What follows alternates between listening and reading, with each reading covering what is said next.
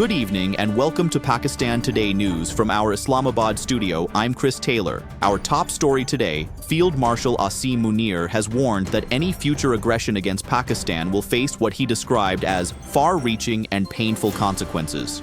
Addressing a ceremony at General Headquarters marking 1 year of Marka-e-Haq, the Army Chief said Pakistan's armed forces responded with unity, discipline and strength during last year's conflict with India. He described Operation Bunyanam Marsus as a battle between truth and falsehood and paid tribute to the martyrs who sacrificed their lives for the country's sovereignty. The Field Marshal also praised the political leadership, media, and youth for standing united and countering hostile propaganda during the conflict. Field Marshal Asim Munir also highlighted the changing nature of modern warfare, saying future conflicts will be shaped by multi-domain operations involving cyber warfare, drones, artificial intelligence, and long-range precision weapons. He said Pakistan is rapidly modernizing its defense structure through advanced technologies, including the establishment of Defense Forces Headquarters, Army Rocket Force Command, and the expansion of the National Space Program. The Army Chief further referred to Pakistan's growing diplomatic engagement, including the Strategic Defense Agreement with Saudi Arabia and Islamabad's involvement in efforts aimed at easing tensions between the United States and Iran. He also urged Afghanistan to eliminate terrorist safe havens and prevent militant groups from operating against Pakistan. For more on this, we go to our Islamabad correspondent Sarah William. Chris, the GHQ ceremony focused heavily on both national unity and future military preparedness.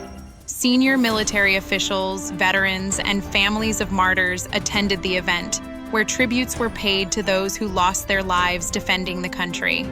The Army Chief emphasized that Pakistan's defense strategy is now increasingly technology-driven, with a strong focus on cyber capabilities and advanced weapons systems. Officials here say the message from today's address was aimed at reinforcing deterrence while also highlighting Pakistan's expanding diplomatic and strategic partnerships in the region.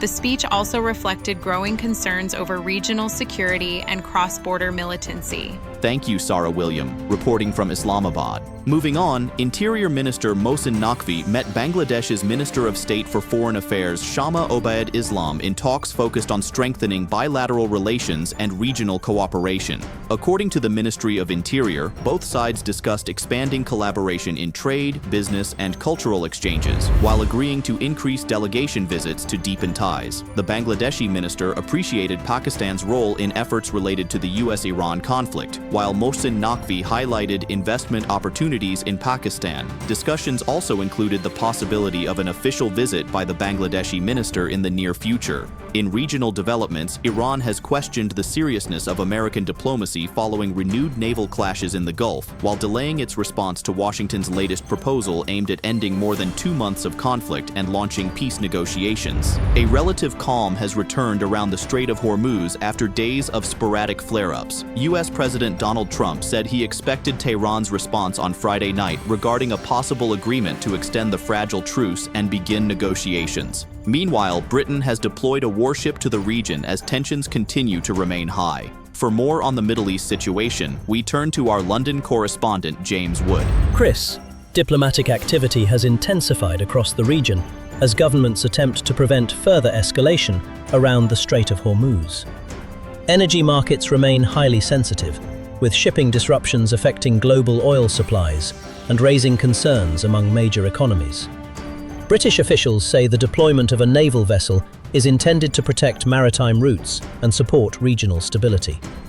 Analysts in London believe the coming days will be critical, especially as Washington awaits Tehran's formal response to the latest peace proposal.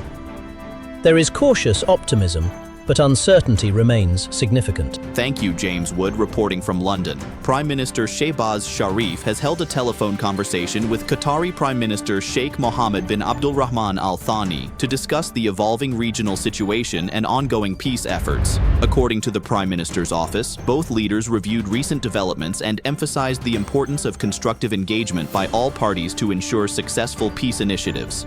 Prime Minister Shehbaz appreciated Qatar's continued support for Pakistan's peace efforts and reaffirmed the strong fraternal relations between the two countries. Meanwhile, Saudi Foreign Minister Prince Faisal bin Farhan Al Saud also held a phone conversation with his Qatari counterpart Sheikh Mohammed bin Abdulrahman Al Thani.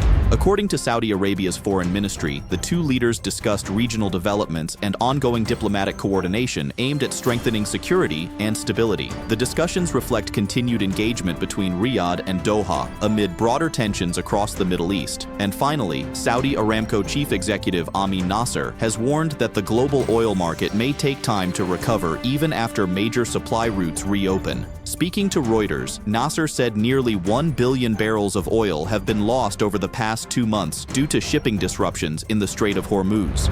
He noted that reopening routes would not immediately restore normal market conditions, citing years of underinvestment and low global inventories as additional pressures on energy markets. Nasser also said Aramco's East-West pipeline is serving as a key alternative route for crude exports during the crisis, even as the company reported a 25% rise in quarterly net profit. That's all for now. You're watching Pakistan Today News. I'm Chris Taylor.